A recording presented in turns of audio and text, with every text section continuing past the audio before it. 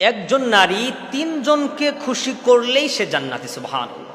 একটা নারী যদি পৃথিবীতে তিনজন ব্যক্তিকে খুশি করে তাহলে ওই নারী কোথায়? সরাসরি জান্নাতি। ফাদখুলি ফি ইবাদি ওয়াদখুলি জান্নাতি, জান্নাতে চলে যাবে। ইন্নাল্লাযীনা আমানু ওয়া আমিলুস সালিহাতি কানাত লাহুম জান্নাতুল ফিরদাউসি নুজুলা খালিদিনা ফিহা লা ইয়াবগুনা আনহা হিওয়ালা। আল্লাহ সুবহানাহু ওয়া তাআলা জানায়া দিলেন, যে ব্যক্তি একবার জান্নাতের ভিতরে প্রবেশ করে ও কোনোদিন আর জান্নাত থেকে বের হবে না।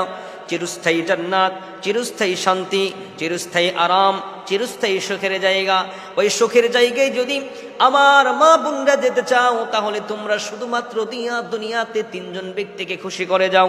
নাম্বার 1 হলো তুমি তোমার রব আল্লাহকে খুশি করে যাও। মানে হলো আল্লাহর কোরআন যা বলল, আল্লাহর কোরআন যেটা বলেছে, যেটা মানতে বলেছে সেটা মানো, যেটা ছাড়তে বলেছে সেটা ছাড়ো।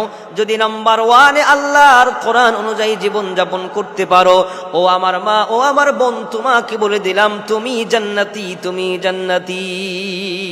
2 নম্বর হলো, যদি কোনো নারী, যদি কোনো মা, যদি কোনো বোন আল্লাহ এবং আল্লাহর রাসূলের হাদিস অনুযায়ী জীবনযাপন করতে পারে, আল্লাহর রাসূলকে খুশি করতে পারে, আল্লাহ রাসূল সাল্লাল্লাহু আলাইহি ওয়াসাল্লাম যেইভাবে হাদিস মুবারকের মাধ্যমে সুন্নাহগুলো রেখে দিয়েছে মা বোনদের জন্য, ওই সুন্নাহগুলো আমার মা বোনরা যদি আমল করতে পারে তাহলে আমার মা বোনরা জান্নাতি হয়ে যাবে।